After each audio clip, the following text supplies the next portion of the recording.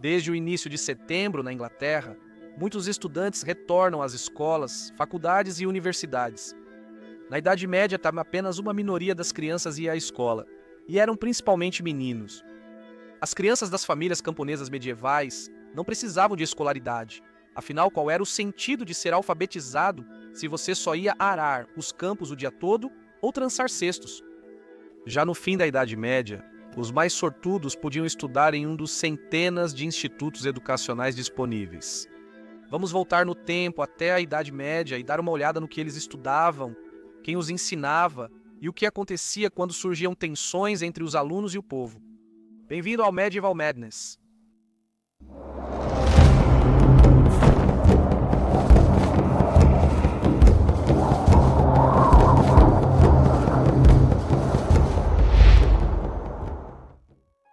Leve-me à igreja. Nos séculos 7 e 7. Primeiro era preciso treinar meninos e jovens para entrar nos muitos mosteiros que surgiam pela Europa. Até mesmo os camponeses podiam enviar seus filhos para ingressar na igreja.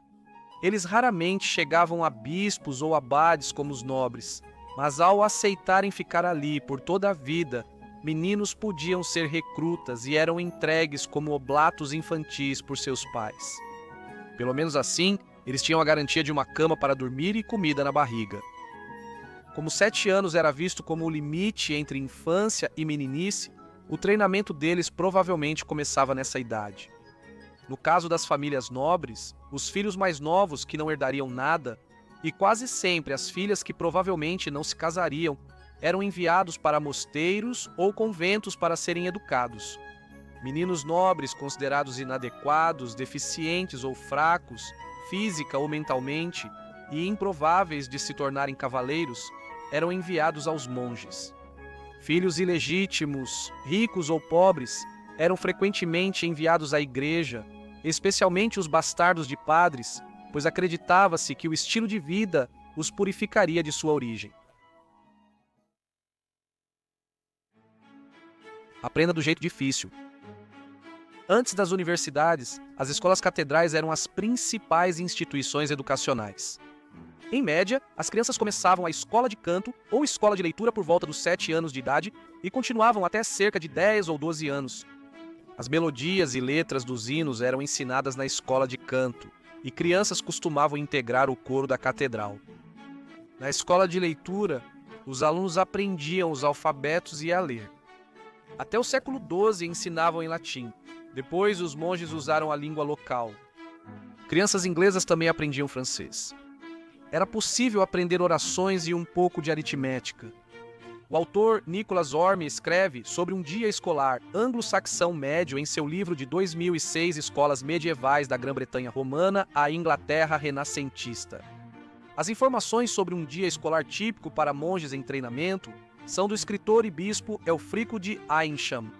Ele diz que, abre aspas, os meninos nos mosteiros se levantavam à meia-noite e se juntavam aos monges na igreja para rezar as matinas, provavelmente voltando para a cama depois. Eles acordavam ao amanhecer e estudavam na escola por um tempo. Quando o sino tocava para o próximo serviço, eles iam ao lavatório se lavar, cantando os 7 salmos penitenciais e depois para a igreja. Seguia-se um segundo período de estudos, seguido pelos serviços de terça, missa e sexta, levando ao almoço no refeitório, onde os meninos cantavam o agradecimento antes e depois. Depois, eles provavelmente participavam do serviço de nona.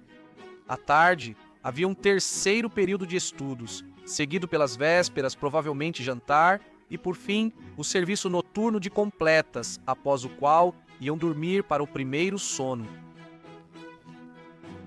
Parece terrível, principalmente considerando que alguns desses meninos tinham só 7 anos, mas a igreja era vista como local de educação e sala de aula. Os meninos precisavam sentar em bancos nas aulas. Era feito em tábuas de cera porque o pergaminho era caro. As anotações eram feitas riscando letras na cera com estilete de madeira. A escrita era facilmente raspada para reutilizar a tábua. Se as anotações fossem importantes, podiam ser transcritas depois para o pergaminho, embora o papel só se popularizasse na Idade Média tardia. Devido à pouca anotação, O conhecimento era memorizado e os exames, em sua maioria, orais. Qualquer criança considerada negligente ou preguiçosa era punida com surras, seja com uma vara ou com um chicote. Uma criança podia ser despida e imobilizada se a infração fosse considerada grave. Na verdade, o castigo corporal era tão amplamente aceito que a vara ou o chicote eram vistos como símbolos da profissão de professor. Grandes esperanças.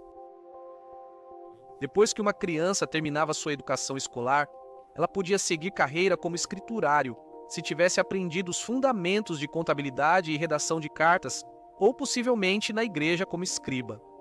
Para aqueles que tinham dinheiro suficiente, a universidade sempre era uma opção. No entanto, ao contrário de hoje, as universidades medievais tinham uma variedade limitada de matérias disponíveis para estudo. Você tinha a escolha de apenas 3, teologia, direito ou medicina. As aulas nas universidades europeias ainda eram inseparáveis do cristianismo e de seus ensinamentos. Como sabemos, na Idade Média tudo girava em torno da igreja. Alguns estudantes tinham apenas 14 anos quando ingressavam nos estudos universitários. No século XV, existiam cerca de 80 universidades na Europa, como Paris, focada em direito, e Salerno, em medicina. Após Henrique II da Inglaterra proibir estudantes ingleses na Universidade de Paris, a Universidade de Oxford, já existente desde 1096, cresceu rapidamente. Muitos estudantes escolhiam a universidade pela reputação dos professores. No direito canônico e civil, Bolonha, a universidade mais antiga, era tida como incomparável. O mestre-escola João Leland, que lecionava em Oxford em 1401, era muito respeitado. Seus textos de gramática latina e inglesa eram muito populares e copiados. Roberto de Sorbonne foi um teólogo francês e fundador do famoso Colégio Sorbonne em Paris. Roberto tinha suas próprias ideias específicas sobre como os estudantes deveriam se comportar enquanto viviam e estudavam em seu colégio.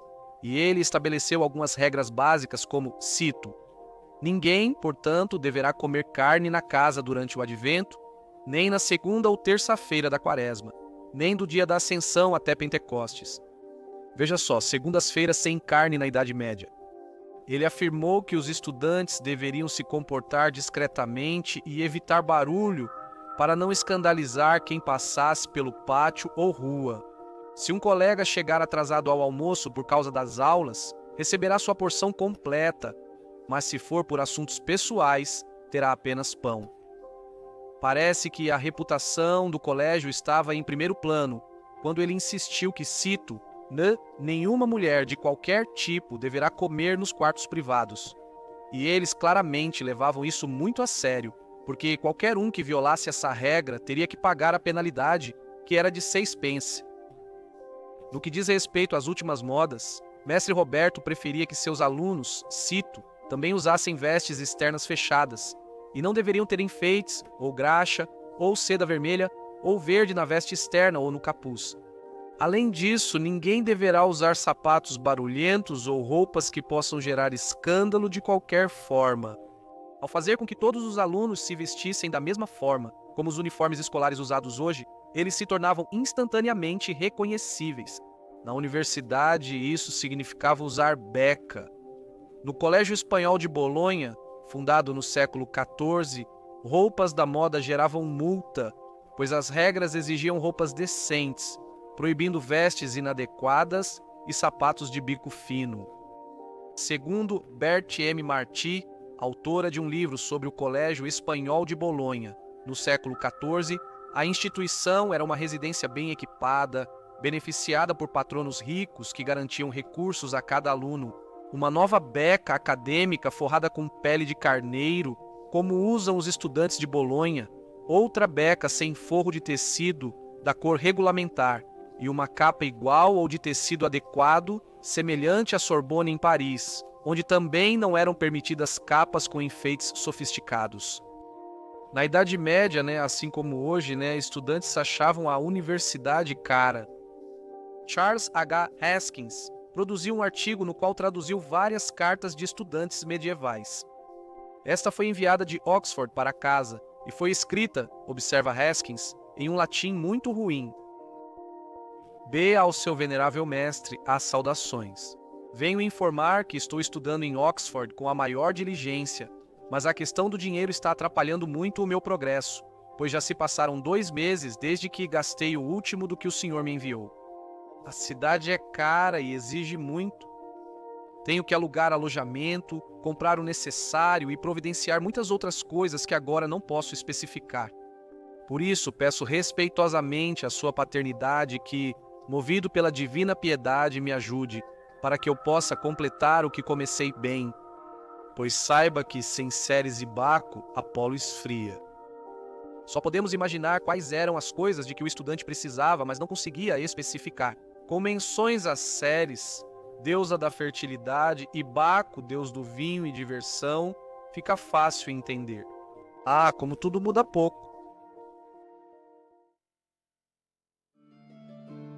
Moradores locais e universitários. Esse comportamento escandaloso de beber em tavernas levou alguns estudantes a sérias altercações. A maioria das universidades medievais não possuía campus, e os estudantes se alojavam na cidade junto à população local. Na maioria, as receitas das universidades vinham da Igreja Católica, tornando-as independentes do dinheiro e da autoridade municipal.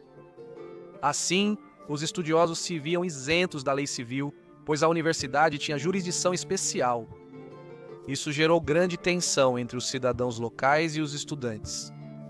Eles também gastavam dinheiro nas cidades e impulsionavam a economia, usando isso como vantagem sobre os anfitriões. Estudantes ameaçavam mudar de cidade se não conseguissem bons acordos de aluguel para acomodações ou salas de aula.